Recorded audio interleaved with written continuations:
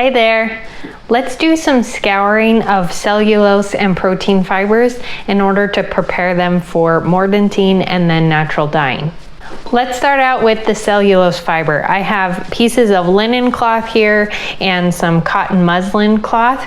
We'll dive into scouring these first. To scour cellulose fibers, you're going to use soda ash, and this is a powder material. So I suggest having a dust mask to wear in order to protect your respiratory system from the powder. You'll also want a kitchen scale in order to calculate how much soda ash per ounce of fabric you're going to be using, or if you're using yarn or fiber. A jar with a little bit of water in it. I have a kettle. I'm going to boil some water to mix with the soda ash to dissolve it. A pot that will fit the fiber that you're scouring with enough room for it to mix around. A bowl for weighing, some sort of measuring spoon or stirring spoon. I have a stirring spoon here as well, and then a small container to measure out your soda ash into. First off, you're going to take the weight of fiber. So to do that, I have my scale here. I'm going to turn it on and set it to pounds and ounces, and then place my bowl on top and tare that. And usually an electric scale has a button that you can tare so that it sets it back to 0. Once your bowl has tared and the numbers show zeros on your scale, I can't show you because of the angle, put in the fabric into your bowl and then take that measurement. And have a note card handy so you can write down that amount of fiber weight and then take that off the scale. WOF stands for weight of fiber. You will need this to calculate the amount of scour you need. We'll use 1 to 2% of the weight of fiber in soda ash. To calculate the amount of soda ash you will need, you will take the weight of fiber and multiply that by the percentage of soda ash, so 1 to 2%, and that equals the amount of soda ash needed in ounces. Here's an example. 8 ounces of fiber multiplied by 0.1% of soda ash is 0.8 ounces of soda ash. So again, I'm going to set my scale to 0 and put my small container on and then tare it again. So there you can see how it resets to 0. And then put your face mask on so that you can protect your breathing from the soda ash. And then I'll use my little spoon to measure out into this little jar. And this is the soda ash. It's just the fine powder, works to clean the fibers. And now I'm going to take this jar of soda ash and pour it into my jar with the water.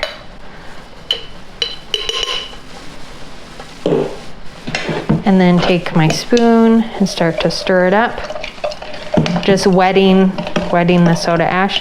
And then I have my boiled water here. I'm going to add a little bit of boiled water into this jar. The boiled water helps the soda ash to dissolve. The heat helps it dissolve. So I'll stir this around, and you want to stir it until the soda ash has totally dissolved. I'm done working with powder, so I'll take up my face mask. So you can let this sit for a minute, let everything dissolve, and then give it a good stir before pouring it into your pot. Now I have a pot here that has space for my fabric with enough room for things to move around. So I'll place my fabric in here to show you. I have room in here for a layer of water over the fabric. There's enough room that I can stir things up and have the soda ash touch all surfaces of the material. The purpose of scouring is to remove any oil, grease, or sizing that might have been applied to the fibers during manufacturing. And the reason you do this is so that they absorb the mordant and then the natural dyes. I'll be publishing a video on how to mordant cellulose and protein fibers in coming weeks, so be sure to keep an eye out for those videos. Once mordanted, then you can natural dye on the fibers, and the mordant helps it absorb more of the color or pigment from the natural dyes. So this process of scouring, mordanting, and then natural dyeing just increases the ability for your fabric to take on as much pigment as possible when natural dyeing, and mordants will help the color last longer. And now take your pot and fill it with room temperature water. When doing any sort of natural dyeing project, I suggest having having tools that are designated for dyeing. I have my pot, spoons, jars, and bowls that are all meant for natural dyeing, and that's the only purpose that I use them for.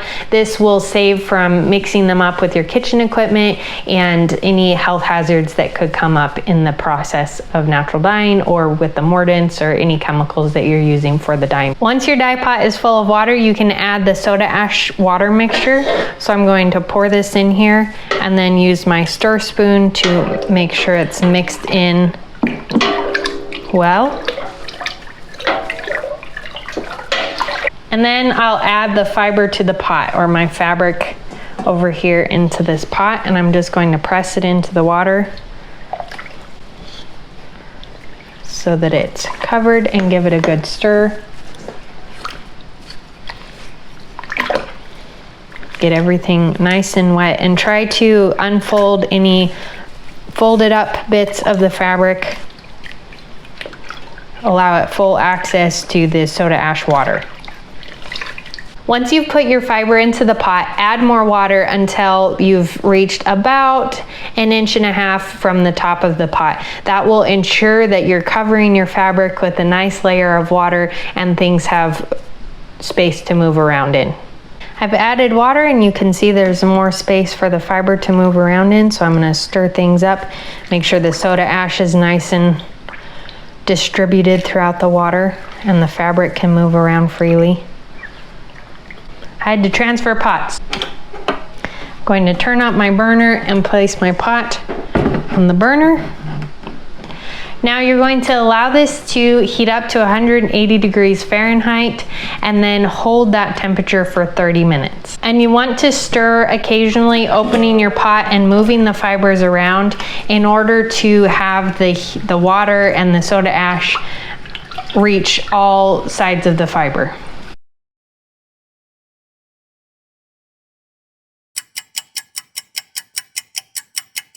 Once you've taken your fibers off the heat and they've cooled enough that you can handle them, you're going to lift them out of the bath and squeeze out any excess water.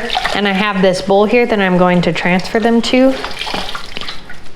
And from here, we'll take them to a sink and rinse them out in the sink using the same temperature water.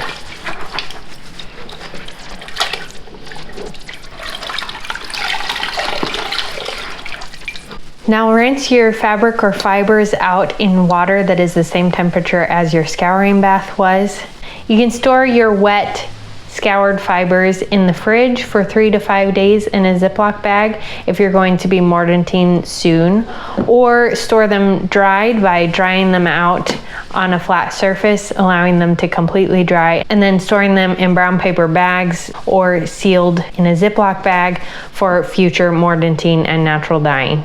And they will last for multiple months, if not years, if they are kept clean and dry. To scour protein fibers, you're going to obviously need your protein fibers. Those include wool, which comes from sheep, silk, which comes from silkworms, alpaca from alpacas, camel. There are many different varieties of protein fibers that you can use when natural dyeing. You also want some Synthropol. This is a detergent meant for scouring protein fibers. A jar with some water in it, a small jar for measuring the Synthropol, your electric scale, some sort of heat source. Here I have a hot plate. You could also use a stovetop. A kettle, I'm going to boil some water in order to mix the Synthropol. A stirring spoon, a pot large enough to fit the fibers that you're going to be scouring with enough space for them to move around freely. And the pot should be full of water. A stirring spoon, some measuring spoons, and a towel is always handy since you're working with water. So first, let's calculate out the weight of fiber that we're going to be using so that we can calculate how much Synthropol to put in the water. To do this, I'm going to turn on my electric scale to pounds and ounces and then set my bowl on the scale and then tare it to 0 so that the scale shows 0. And you can look in your electric scale manual to learn how to do that.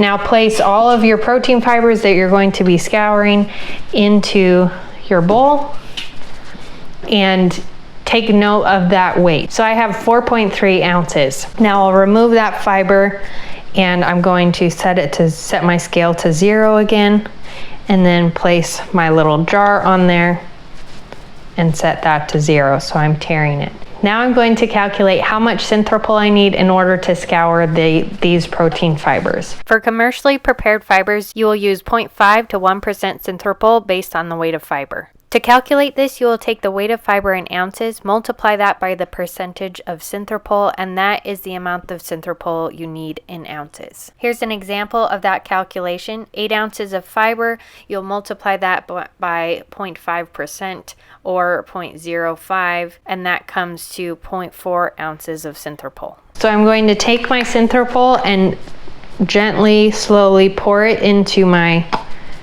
jar. Then I'll take my synthropol and my jar of water and pour the synthropol into the jar. I'm going to go back and forth a few times to try to get all the synthropol out. Okay. And I'm going to use my stir spoon to stir this up. And then I'll take some boiling water and add a little bit of boiling water into this mixture to help the detergent to dissolve.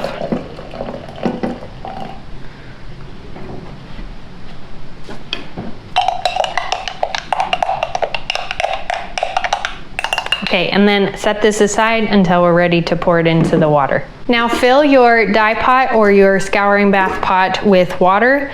And this will be room temperature water. And then you can add your scouring liquid into the pot, pour it in, and use your stir spoon to fully mix it into the pot.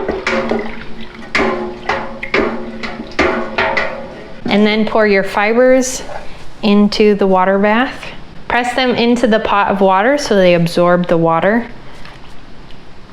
And if you have pieces that are sticking together, pull them apart so that they are free floating and all surfaces touch the water and the detergent. Now give everything a good stir so that things move around freely. Then put your lid on your pot and place your pot on a heat source. I'm using a hot plate. You can use a stovetop.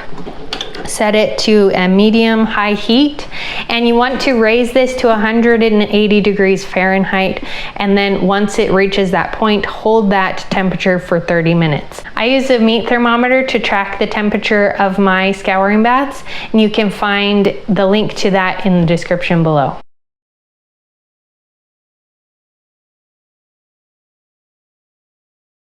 Once your protein fibers have gone through the scouring process and reached 180 degrees Fahrenheit and sat for 30 minutes, and you've done the stirring and all of that process, allow the pot to cool until you're able to handle it. And then using a pair of rubber gloves, I like to lift the fibers out into a bowl, and then I'm going to rinse them out in the sink. So I'm going to squeeze out the excess water here and dump them into my bowl. You can use your spoon to fish around in the pot to get any stragglers.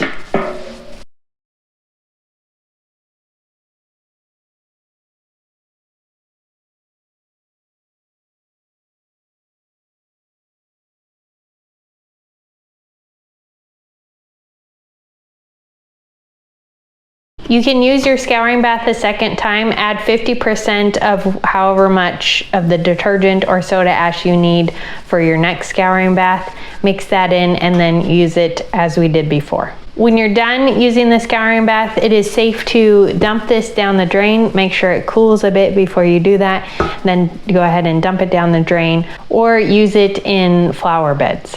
Like this video to support my channel on what I'm doing, and subscribe so you get notified every time a new video comes out. The links to all the resources here are in the description below, so be sure to check those out. And thanks for watching. I'll catch you next time. I'm having a bit of a pot leaking issue, so I'm going to transfer all of this into this. How does a pot get a hole in it? Haha, found it. It's in the side. On a positive note, I have more room for my fiber to move around.